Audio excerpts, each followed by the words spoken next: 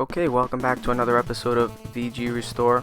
Today I'm going to be showing you how to swap the board on an old NES cart. Now most of you may have games at home that just don't work even after you clean them, and you may even use Brasso and any other abrasive to try to get those pins clean, and sometimes those pins are clean but the traces are bad and it's still corroded through. Okay, after taking it apart and taking a closer look at the board, I can already tell that these pins are too far gone. I can try to polish them, but I still don't like this board, so I'm just gonna take the chips off the board and put them on a donor.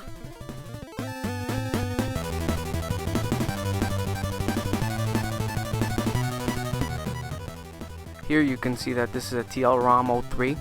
I'll have to find the donor board that's the same. Okay, to remove these chips, I'll use my desoldering gun and I'll go slowly across each individual pin. Now there's a bit of shakiness here in all the other clips that I desolder.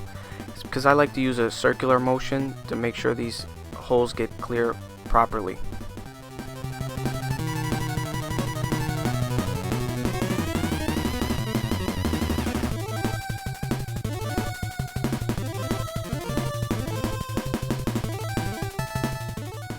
And if you do it right and you take your time, the chip should lift right off. You don't have to use any force, it'll just lift right off.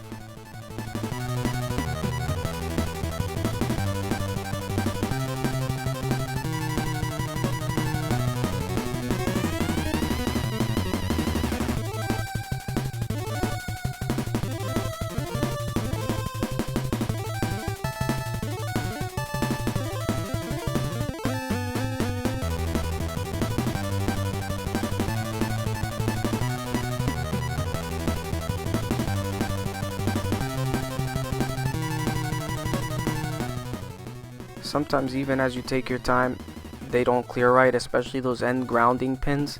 So just come in, add a little more solder, and do it over again.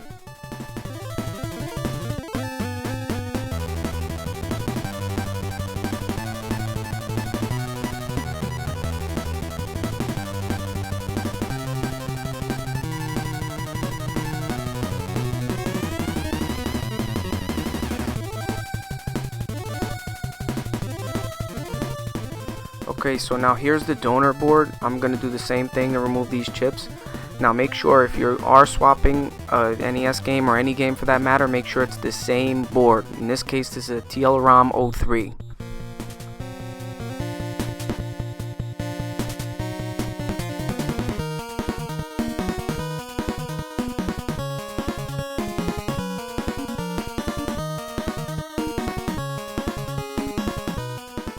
Here on this second to last pin here, I knocked this pin sideways, so it gives me trouble later on in the video, but it's not the end of the world.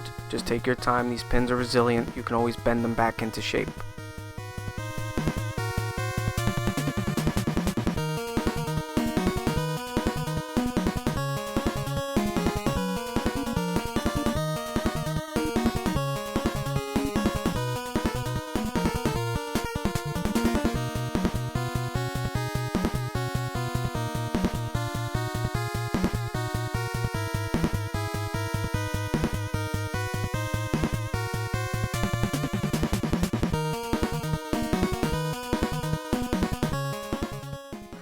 Forgive my camera here in this clip, the light activated, but in this case it actually gave a better image on this next clip here.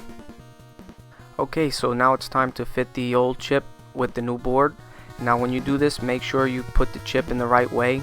Both the board and the chip have a notch that's like a half circle, and they correspond with each other, so you make sure you put it in the right orientation.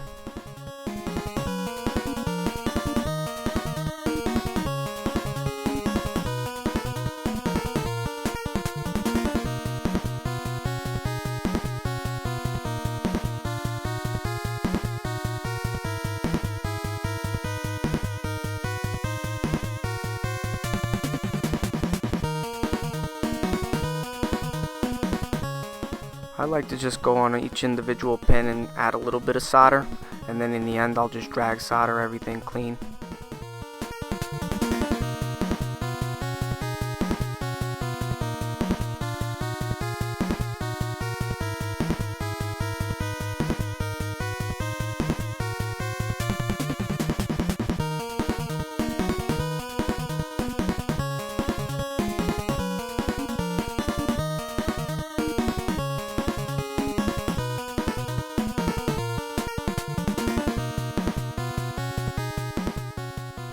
Now if you really clean these holes, these chips fall right in place without too much frustration.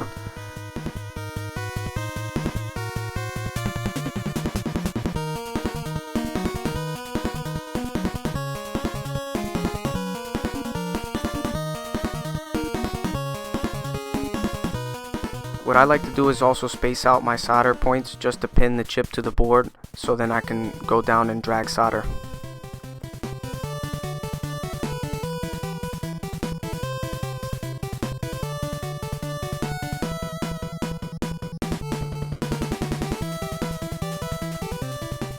Occasionally you'll have a bridge, but if you have high quality solder, that really shouldn't matter, because once you come down with a drag solder technique, they should all clear themselves.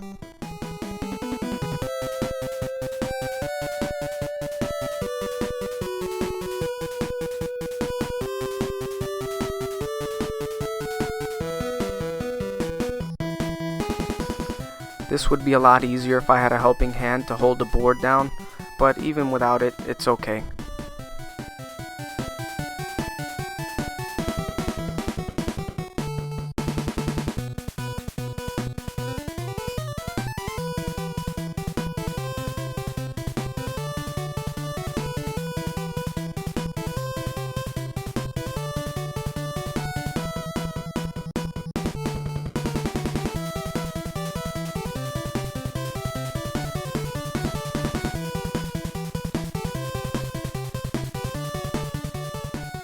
Then finally I'll follow it up with some 91% alcohol and just scrub the board, get all the flux from the solder off, and make it look nice.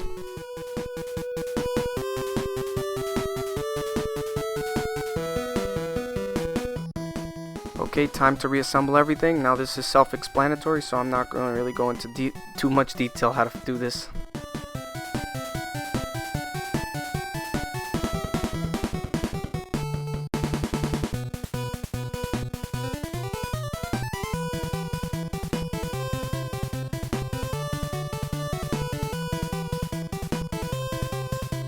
Okay, with everything back together, let's test it.